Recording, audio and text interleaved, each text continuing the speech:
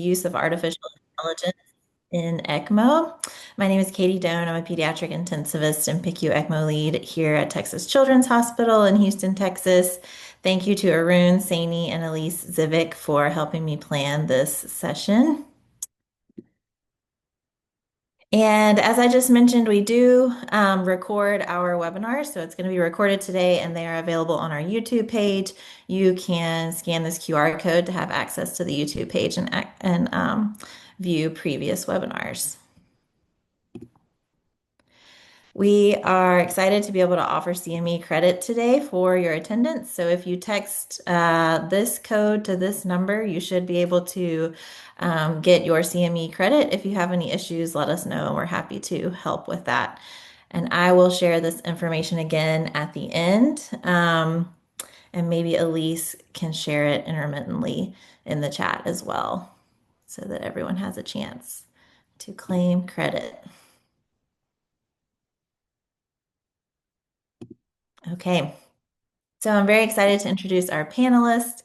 First, we have Dr. Rishi Kamaleswaran, who is the Director of Informatics Core and an Associate Professor in the Departments of Surgery and Anesthesia at Duke University.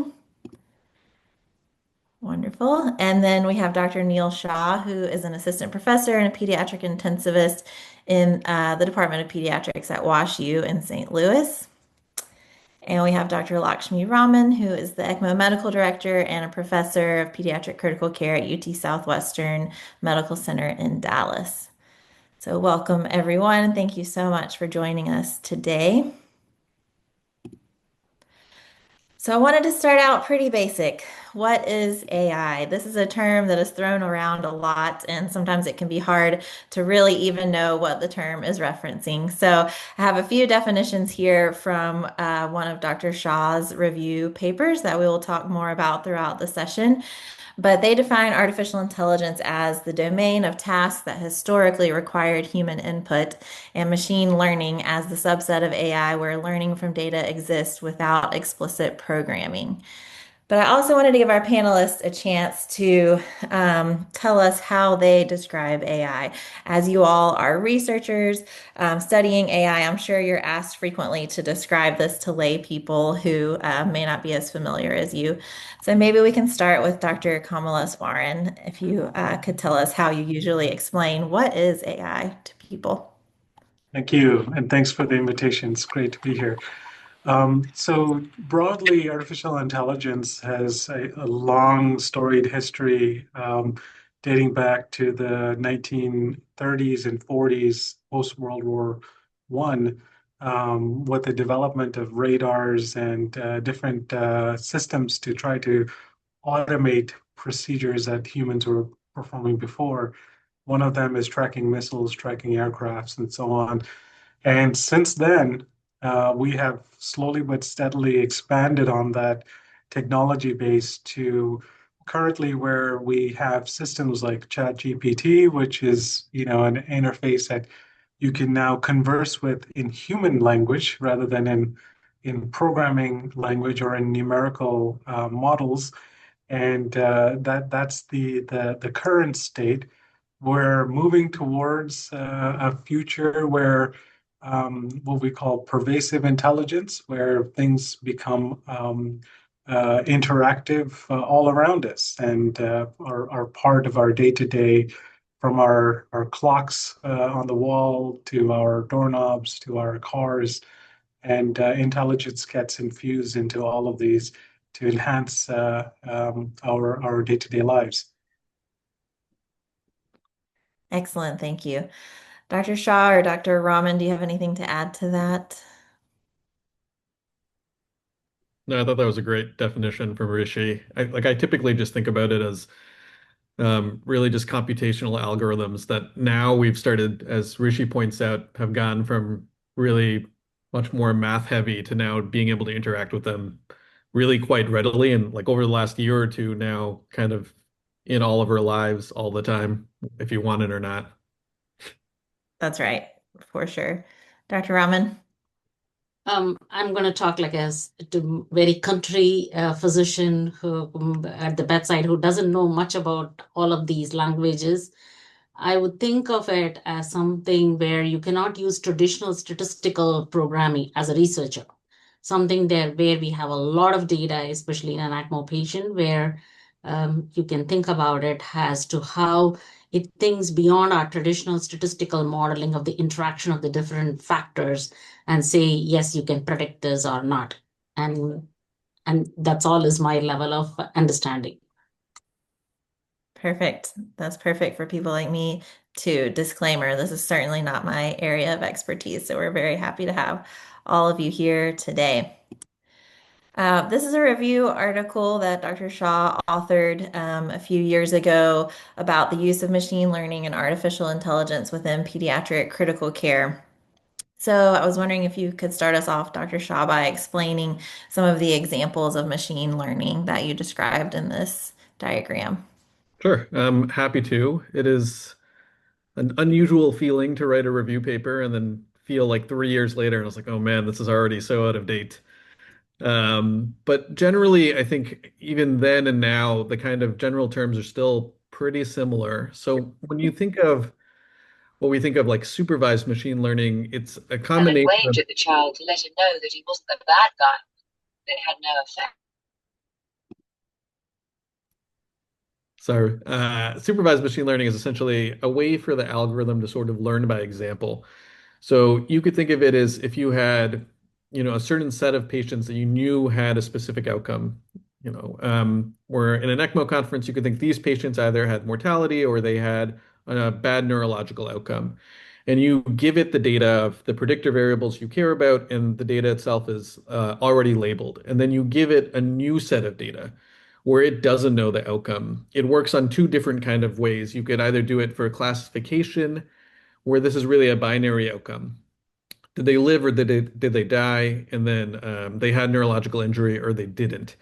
And there's a lot of different algorithms that sort of do this, but I think, especially as clinicians, a lot of us are actually probably familiar already with some of them. So this terminology gets a lot more complex sometimes than it needs to be. But I think most of us have seen papers and are fairly familiar with just basic things like logistic regression.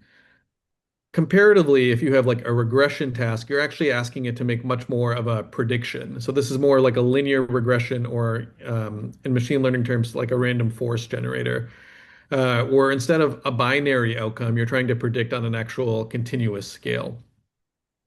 What's actually been more common, I think, in the literature in the last like 5 to 10 years, where there's been some interesting breakthroughs, are the other two fields. So unsupervised machine learning, where you don't give it a labeled data set and you're like, hey, do you think in this large sum of data, can you potentially find a pattern that we've been unable to find?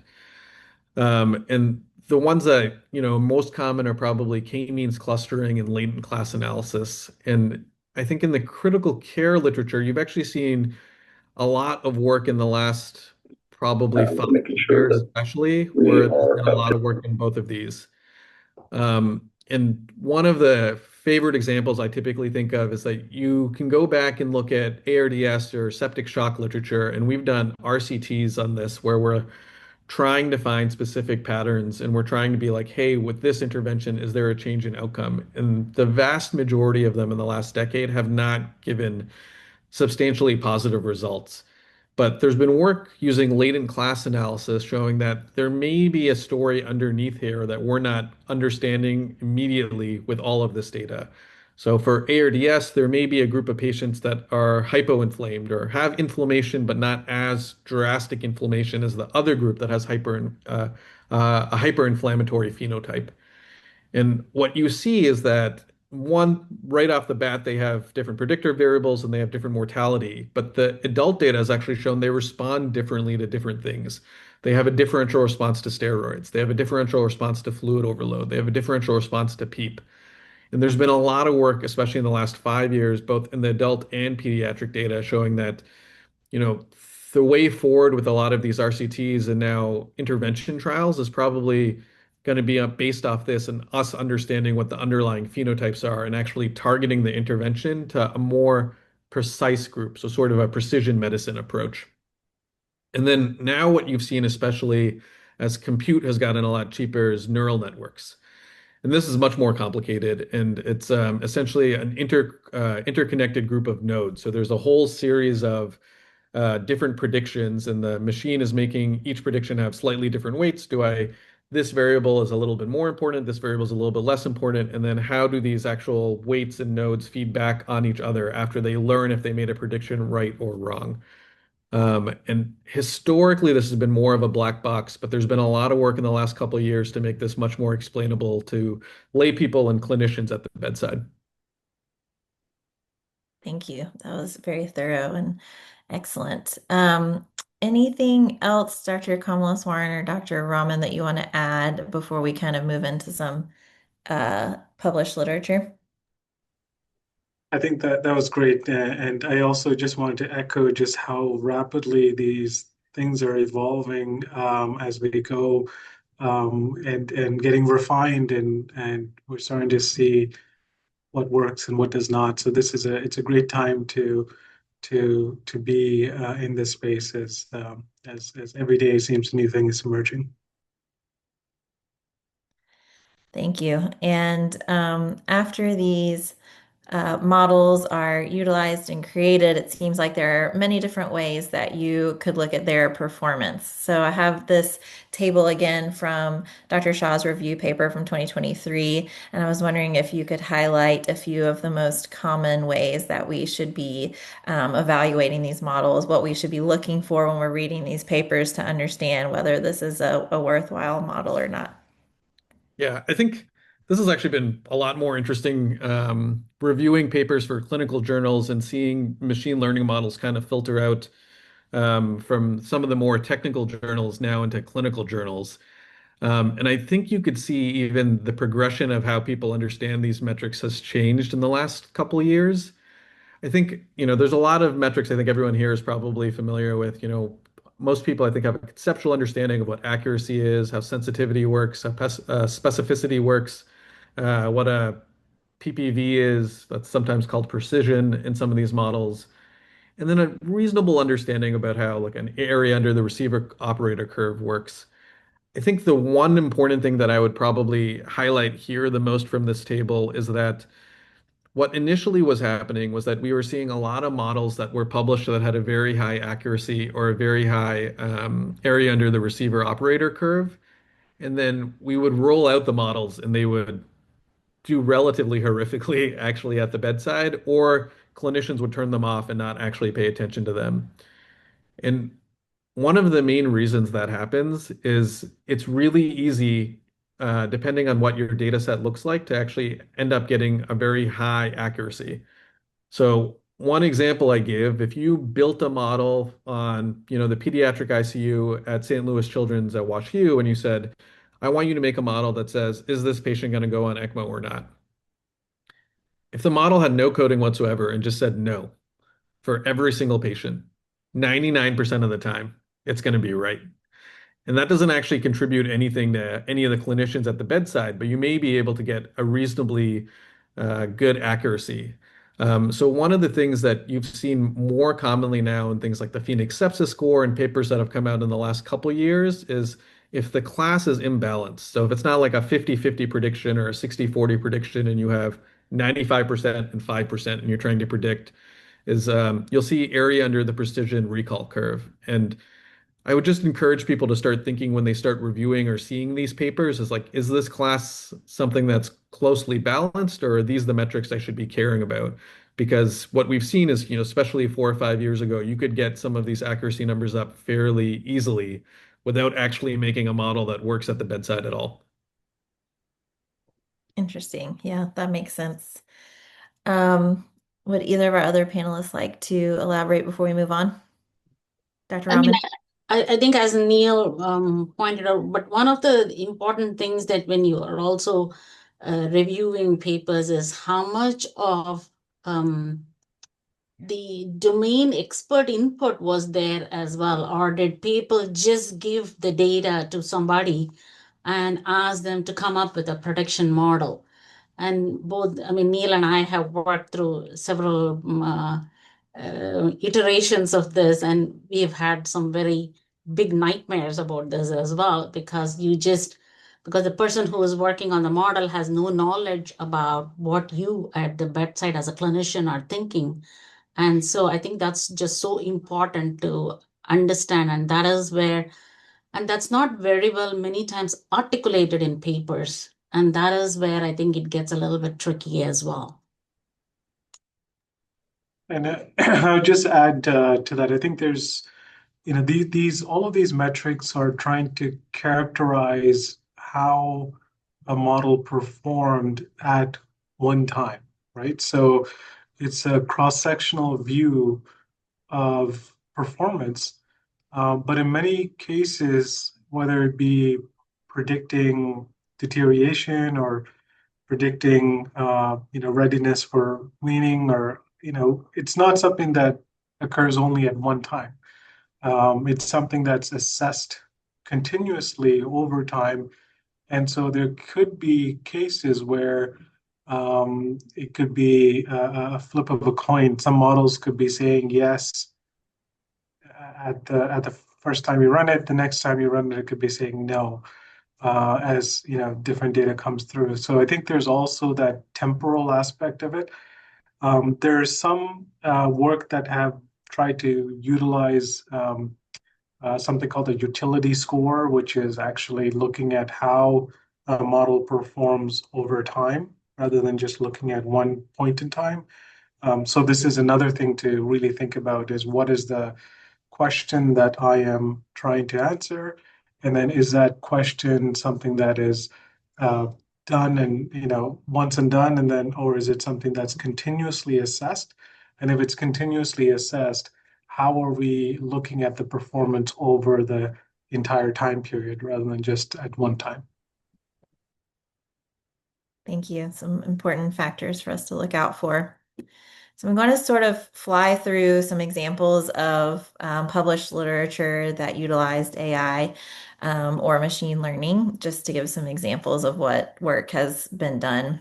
So in the field of pediatrics, there is a paper about using machine learning to predict 30-day unplanned hospital readmissions, studying a machine learning model for identifying preterm infants at risk for cerebral hemorrhage, a decision-making in pediatric blunt solid organ injury, deep learning approach to predict massive transfusion or need for operative management and mortality, and a time-updated parsimonious model to predict AKI in hospitalized children.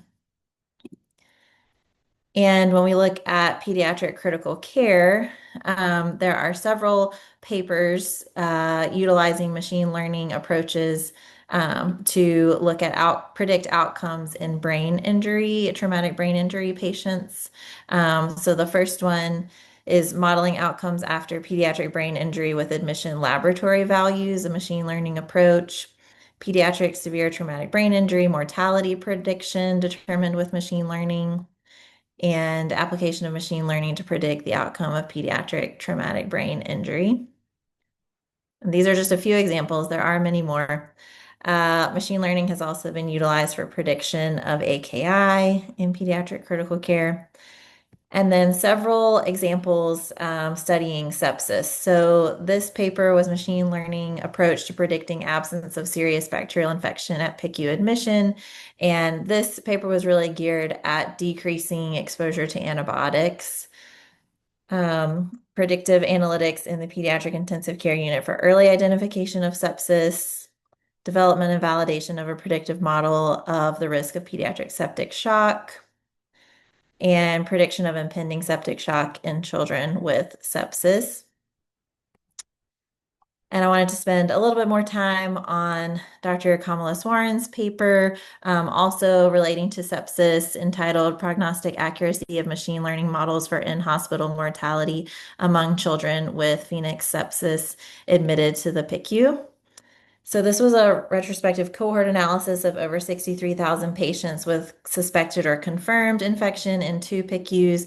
45% of the patients met Phoenix sepsis criteria within 24 hours of PICU admission, and multiple models were studied and compared to having a Phoenix sepsis score of 2 or greater. So they were tested to predict in-hospital mortality. and the random forest model had the best area under the precision recall curve, so better than the Phoenix sepsis score, if I understood correctly. So I wanted to give Dr. Kamaleswaran some time to explain to us what you have learned from studying sepsis prediction, and then do you know of any centers using these types of models at the bedside? Yeah, thank you so much. So I think this was one of our earlier exploration into the use of the Phoenix sepsis criteria. We have another one that's coming up soon in pediatric research that's broadly characterizing the prediction of sepsis as a target. And so with this, what we looked at was specifically to assess the utility of predictive mortality as an endpoint. And what we found were, a lot of interesting uh, findings.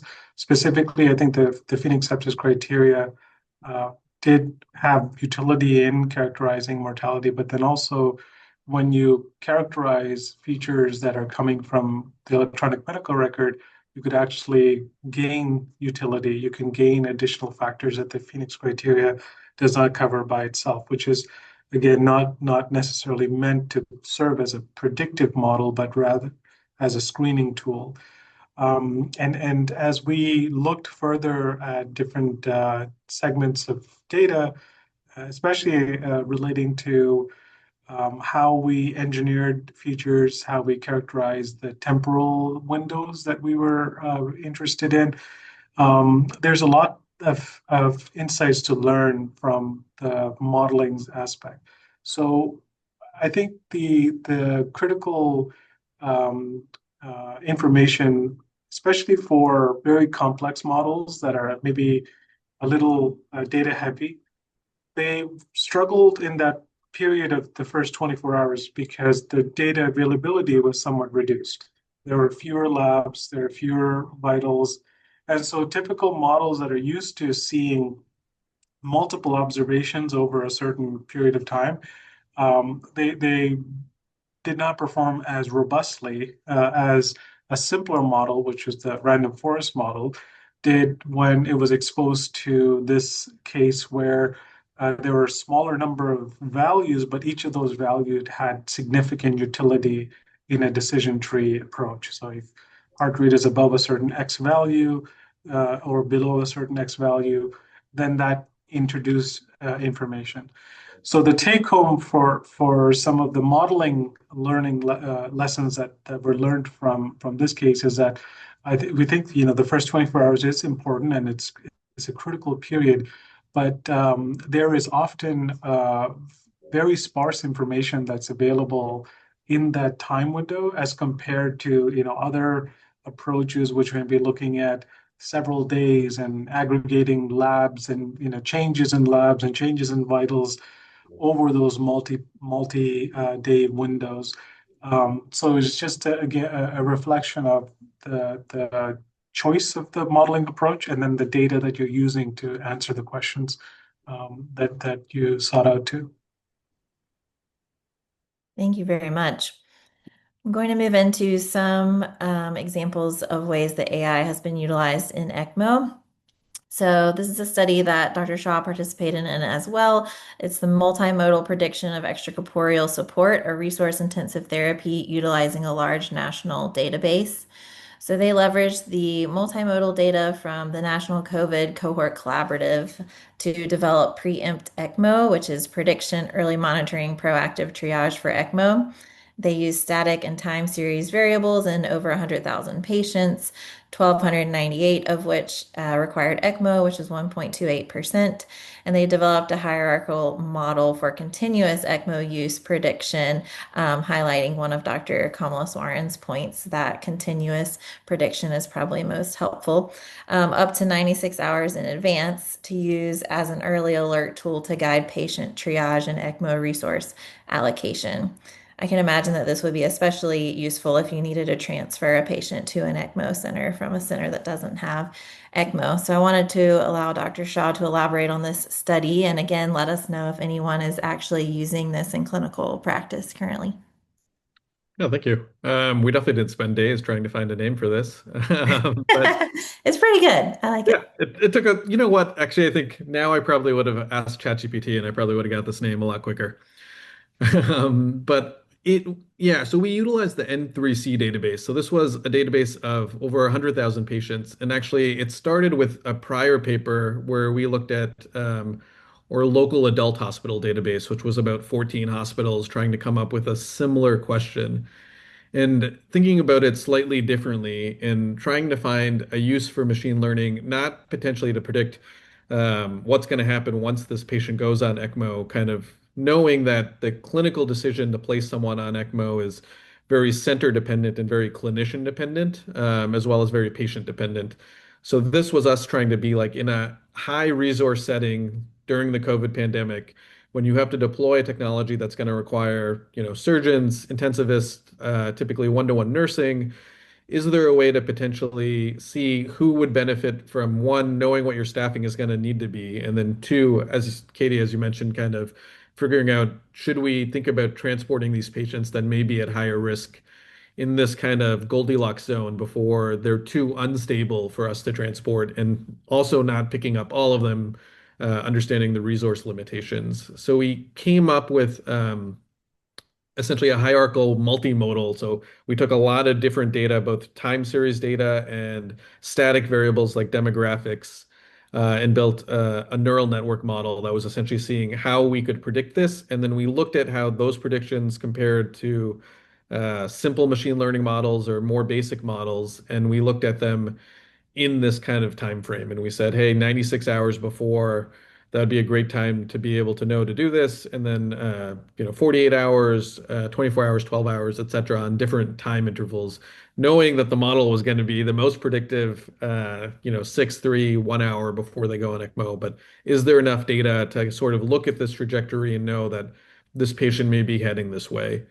To answer the second question, this was a large database collaborative, so it wasn't built into the electronic health record. And the population drift that's happened since the initial 2 to 3 years of COVID-19 data we have is also very different now, which I'm sure we'll talk about later, but is one of the limitations when you're thinking about a machine learning model. You have to continuously kind of make sure you're updating it so it could be useful at the bedside. Yeah, that's fair. A few other examples that I thought were interesting of machine learning being used in ECMO. This is a study from Japan of machine learning-based prediction of bleeding risk in ECMO patients using transfusion as a surrogate marker. So they had 357 patients with 47 variables utilized. The light GBM and forest models effectively predicted bleeding complications in ECMO using RBC transfusion as their marker. And they found that you could support early identification of high-risk patients and improve overall transfusion management using a tool like this. And that was published earlier this year. And this example, I particularly thought of my CICU colleagues that this is something that could be really helpful in the future. This article is from the group in Paris that showed a new machine learning algorithm to predict VA ECMO implantation after post-cardiotomy low cardiac output syndrome. And they used the deep super learner and ensemble machine learning algorithm to predict VA ECMO requirement using features readily available at the end of cardiopulmonary bypass. And the ROC area under the curve was 0.863. And the most important features that they found were the first post-op lactate, the intra-op VIS, and the absence of ACE treatment, the patient's BMI, and the Euro score 2. Another important example from Dr. Shah and Dr. Raman, the NeuroSpark study, neurological statistical prognostication and risk assessment for kids on ECMO. So they used 10 years of data from the ELSO registry in neonates and pediatric patients, and they used a machine learning model to identify 14 predictive variables for VV ECMO and 20 for VA, and demonstrated moderate accuracy for predicting neurologic injury in ECMO patients with an area under the ROC for VV patients of 0.63 and 0.64 for VA. So I also wanted them to elaborate on this important study. Maybe we can start with you, Dr. Raman. Yes, this was pretty interesting to look through. First of all, you have to understand in ELSO registry, because you have a lot of patients, which was a big advantage as far as machine learning is concerned, but the granularity of data we didn't have. You have one variable pre-ECLS and one variable on ECLS. So I think that was pretty challenging. And I think one of the things that we had learned, which there was another machine learning study that we used our local data. Again, Neel, Aziz, who was also one of the co-fellows with Neel, we all worked together on the data from our site, and we had some insight into what were the variables that would be important. And we had also, at the same time, using this data, we had done the PCO2 paper. So we had some insight going into the study as to what would be the variables. And we had to work through the data, and I'm going to let Neel talk about how the variables were integrated into the model. But you might be wondering how this, AUC curve, the ROC curve of 0.63 and 0.64. We have to remember that neurological injury on ECMO in the ELSO registry is not, I mean, it's not like mortality where it is a definite yes, no. The neurological injury is a very gray zone, because unless you're looking for it or this one, and we all know that there are lots of hidden injuries. So I think that was one of the challenges to come up with this score.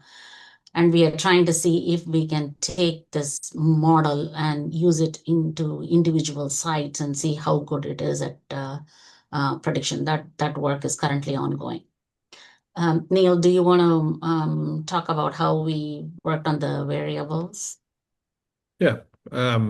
So this was, as Lakshmi pointed out, data from the ELSO registry. So there was initially some work we had done earlier looking at the UT Southwest ECMO literature and the patients that were there. And I think this sort of builds on the same kind of idea that for a long time we'd looked and seen studies where we said, how can we predict who has hemorrhage or who has an ischemic event while they're on ECMO? And a lot of the focus has always been on anticoagulation, and it's heparin and it's bival and it's how much they're on too much, they're not on enough. And I think what's come out is that that's probably not the full story, and it's probably much more is going on, and it's how about these variables actually interact with each other.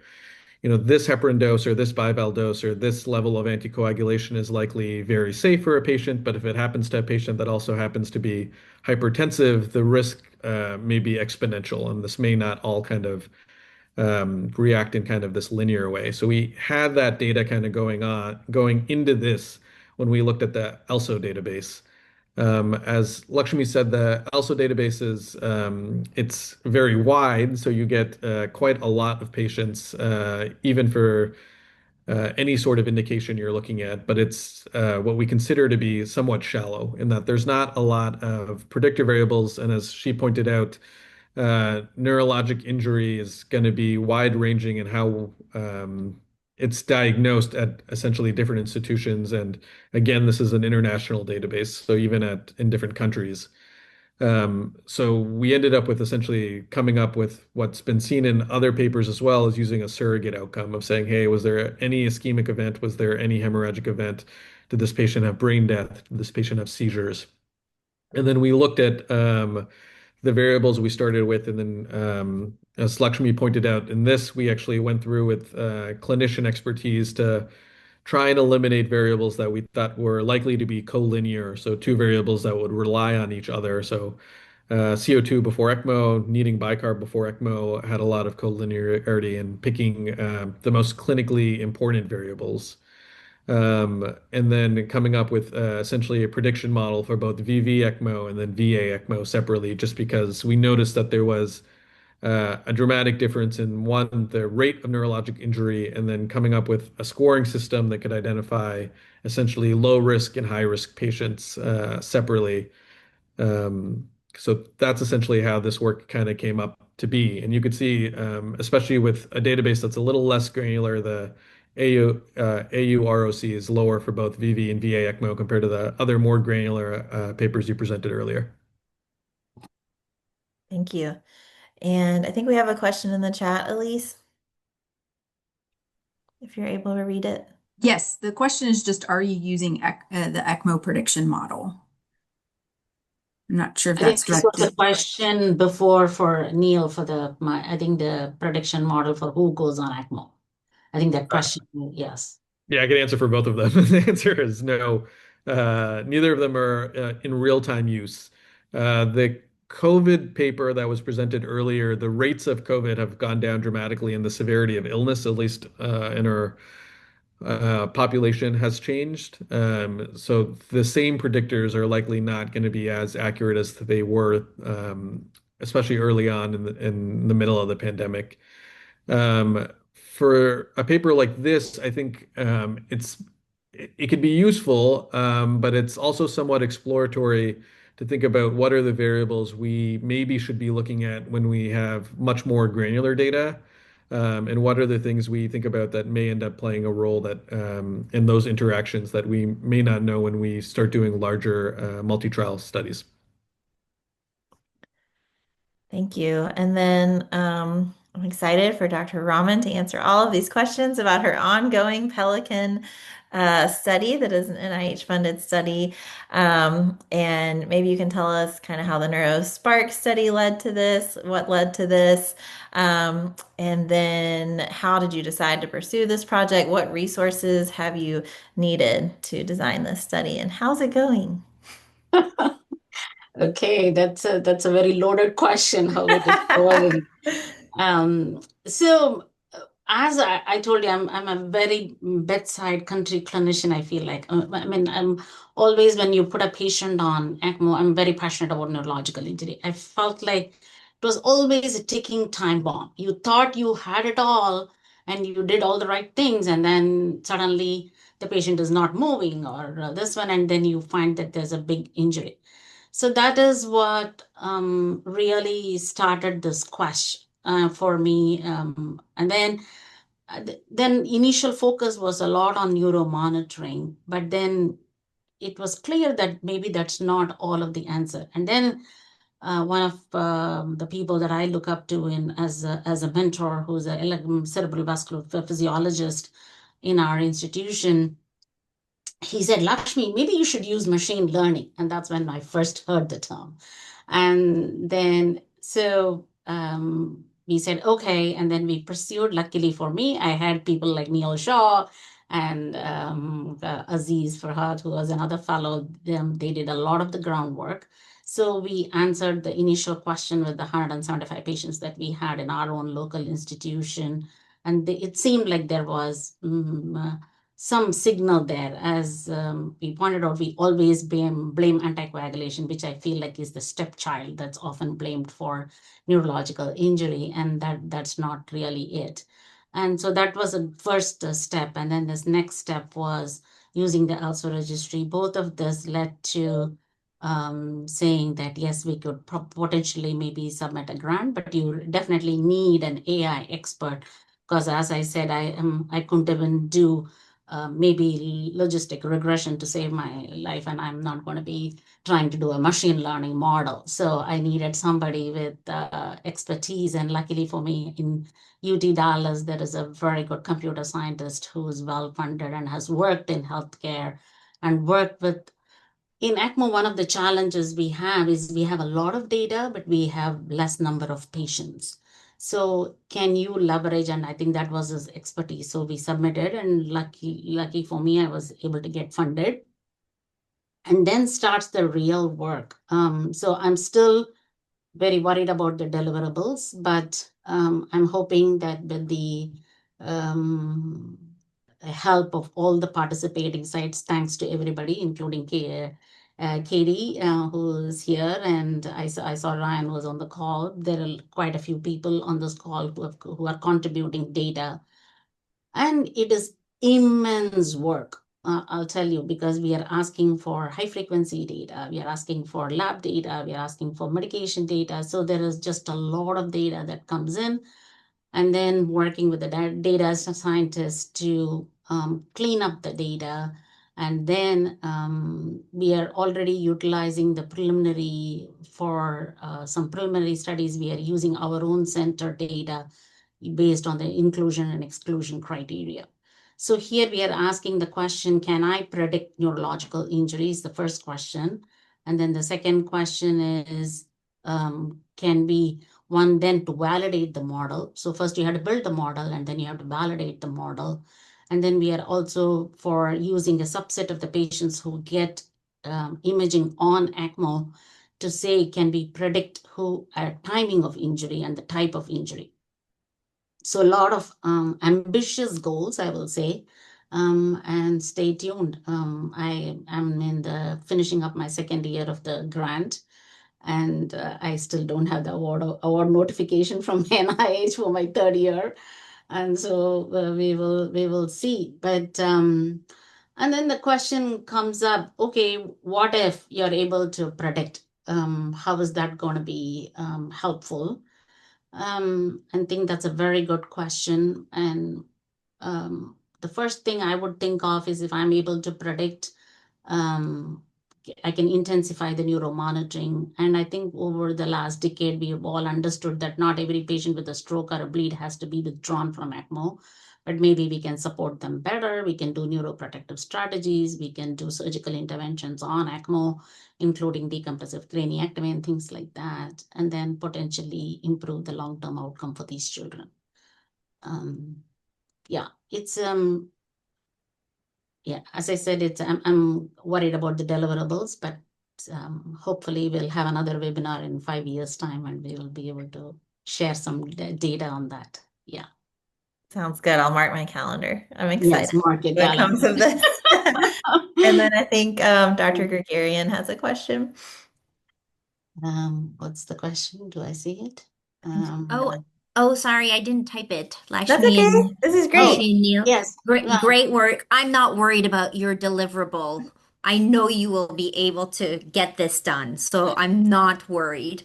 Given Thank that you. you're all online, I'm going to put you on the spot and ask you philosophically, once you've completed the data acquisition, because I know you'll complete this, are you going to be approaching your model development with clinical, I would say, knowledge or clinician input, or are you going to be attempting to potentially dive in with a completely agnostic? Because there's some people who want to be completely agnostic, and if you are you going to test both? Because it's almost a religious view in Yeah, the no, it machine is learning not going world. to be, it's not going to be completely agnostic, I'll tell you that.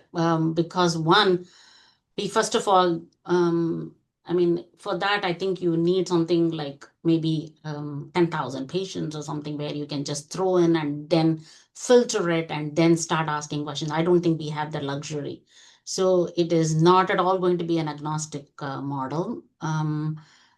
We meet with our AI people every so often. As I said, we are already working with, I have 78 patients from our own hospital currently that we have built a database already, and we are working with more than prediction. They are first asking the question of causality. Is there a causal relationship between factors and this one? So in fact, the AI people have we published with them a couple of engineering papers, so to say, and then use of large language models. And as I said, don't ask me what these models are, but I'm just saying that. So first is causality, and then to look at absolutely there's going to be domain input first into prediction. And then as we are validating the model, the plan is to give them patient data, and then the model predicts yes, no. Then we go back, and the outcome, I didn't explicitly tell people, we are defining neurological injury but as a significant neurological injury by a neuroimaging score that we have previously validated and published using CT or MRI. So the participating sites have to give us the images itself, and the neuroradiologists here locally are scoring them. And so then we ask the model, yes, is there an injury? Yes, no. If it suppose it says yes and there is injury, great. But suppose it says no and there is injury, then we go back and say, where did we do this wrong? And so that is where the validation phase is going to be in the second half of the grant. Did I answer your question, Anne-Marie? You did. Thank you Okay, so good. much. Okay. Mm. Wonderful. And I think we have one more question in the chat, Elise. Yes, we actually have a question and then a comment that just somebody just wrote. So I'll read the comment real quick first. That just said AI is developing ultra fast and hopefully we'll have fast deliverables for bedside decision support tools. And then the question was in relation to the previously mentioned study on bleeding risk prediction, what is the clinical importance of identifying high-risk patients and what actions should be taken once they are identified? That's a good question. I think Lakshmi addressed that a little bit for her study. I think for the bleeding study, we don't have anyone here who worked on that, but if any of our panelists want to attempt to answer that, that would be great. I think I could hop on just to add on to what Lakshmi said. I think there's some idea that if you could identify these patients, and as Rishi has pointed out, kind of in a temporal way, we don't always have the ability to use or most neuro-intensive monitoring all the time on all of the ECMO patients. So you know, it's easy sometimes to get them hooked up to EEG, but you may not be able to leave it on for the entire duration of the ECMO run. Taking someone to CT scanner to see if there's an injury comes with risks by itself. So one, being able to identify potentially the higher risk patients lets you know where to spend your resources in terms of neuromonitoring intensification, and then knowing who may be worth while taking that risk to transport them. And then two, at the center where I work, the ECMO medical director, Dr. Saeed, has actually done a lot of work in looking at different risk stratifications for anticoagulation. So standard risk, high risk for bleeding, or high risk for thrombosis. So if you know some of this information that someone may be potentially higher risk, it may give you the opportunity to augment your anticoagulation strategy as well. Perfect. Thank you. And then what future applications do you see for AI and ECMO or any that have already been published that I didn't mention? Maybe we can start with Dr. Kamaleswaran. Yeah, I think there's a lot of opportunities, especially just decision support. But also, I think as we know, especially from some adult literature, some of these patients can go for many days on ECMO and then suddenly respond and recover and just have a positive outcome. So using AI to help us better understand what the initial host response is and the host ECMO circuit response looks like, and then using that as a better sense of where should we focus on in terms of our mechanistic studies to ask new questions around like what are those markers and are those helping us filter some of the noise around that early the acute injury versus actual repair and the mechanisms around repair, which we're very interested in. Dr. Shah or Dr. Raman, anything to add?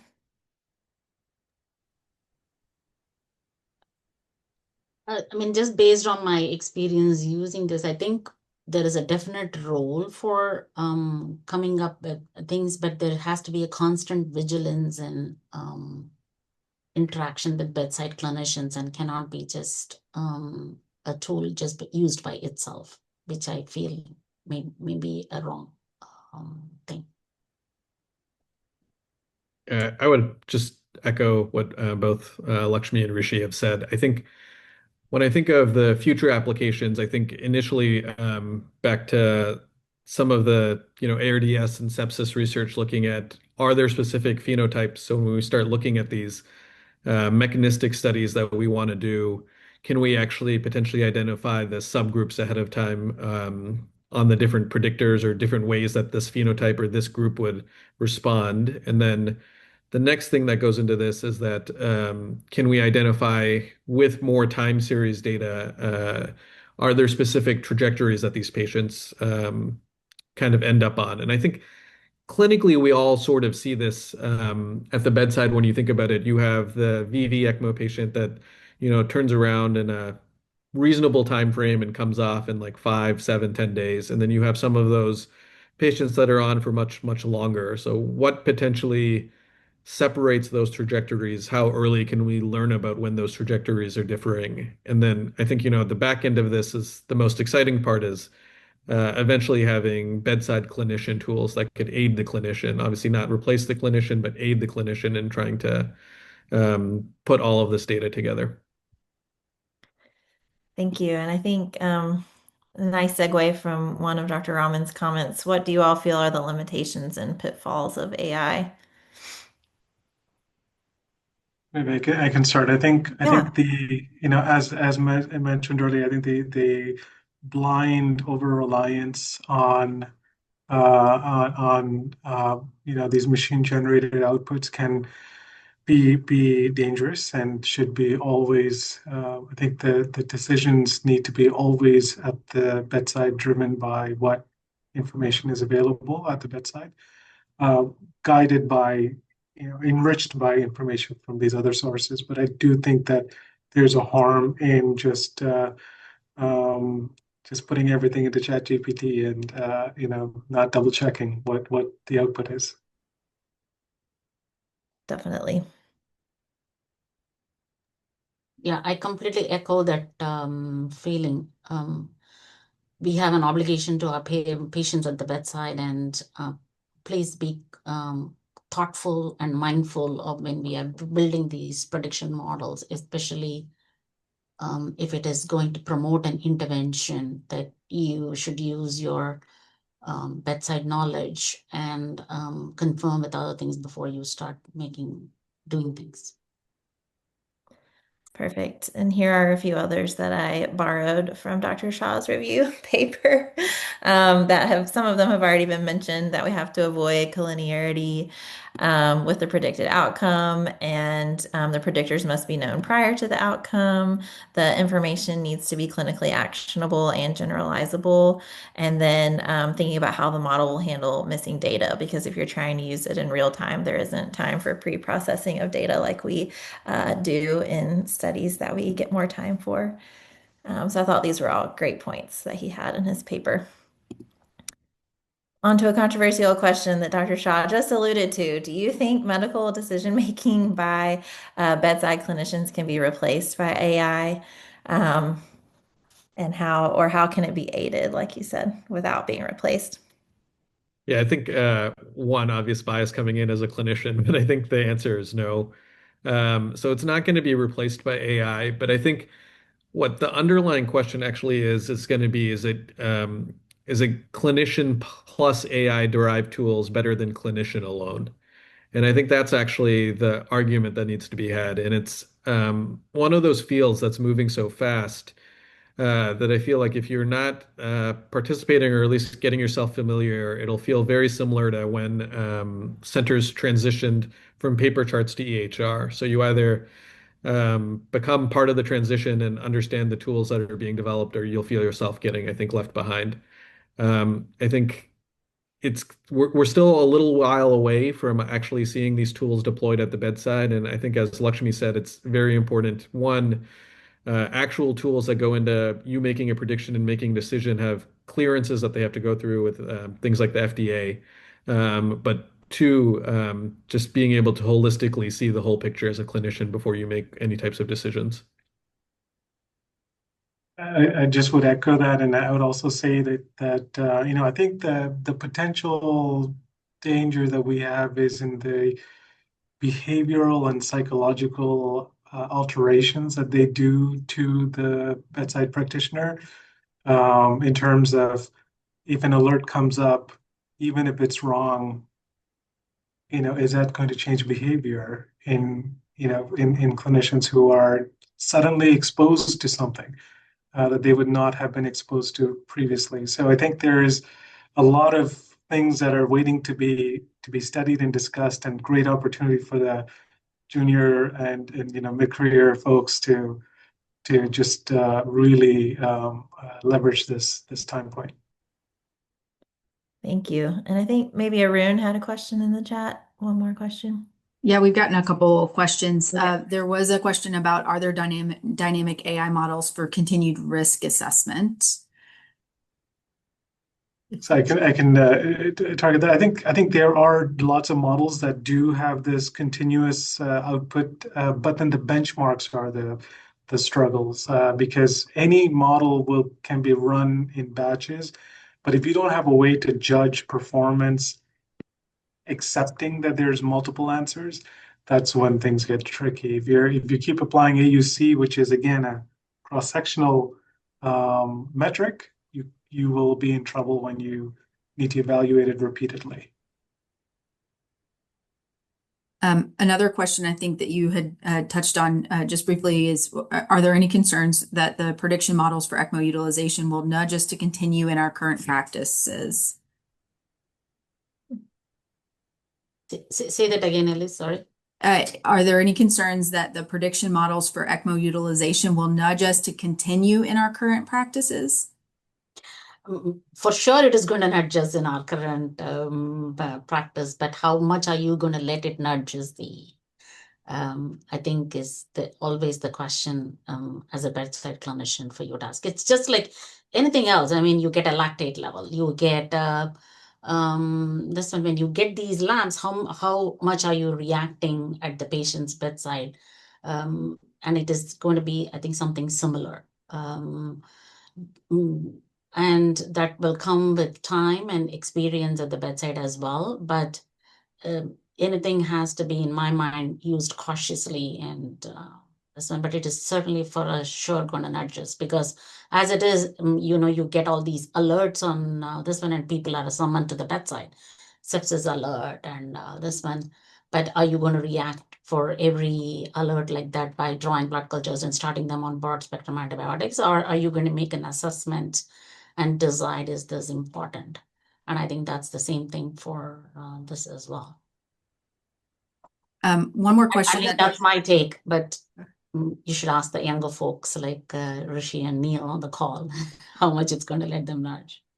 Yeah, I'll just add really quickly on it. This is a really interesting, like, philosophical discussion, because you have to remember, tools, the large language models and even AI tools we build like this are often based off retrospective data. So they understand the patterns of potentially the past, but you're still going to need human intuition, human engineering, human invention to figure out how to continue to sort of move the field forward. So we have to just be careful not to end up in that looking at, yeah, the machine gave you a prediction, but like also what's your clinical acumen? What have you seen before? And kind of figuring out how to incorporate all of that. One last question that was sent to me directly. In addition to predictive outcomes, any AI-driven educational or simulation potential uses? I think a ton. Yeah. Go ahead. I was just going to say, in terms of the same way you've seen like potentially ventilator education, where you're able to work through different cases, and then ideally what would happen is the AI would respond and said, hey, this patient had this happen. How would you respond now? And coming up with a whole simulation case that you could actually run through. So I think there's a lot of education opportunities. And there's some that we're starting to see come through using augmented reality, and for sufficiency of CPR and whether certain tasks were done appropriately. So I do think that training, education, quality improvement are all going to be opportunities where this type of model can support. Thank you so much. This was really fantastic. I learned a lot. The last question I had that we didn't have time for was just about resources if people on the call are wanting to plan their own studies. So I would recommend reaching out to these three experts if you are interested in resources or guidance. If you could please fill out our evaluation, we're always looking to improve. And this was wonderful. Again, it will be recorded on our YouTube page if you want to go back and watch it, or if anyone missed it. And thank you so much to our panelists. You're fantastic. Thank you so much for having us. Yeah. Thank you for having us.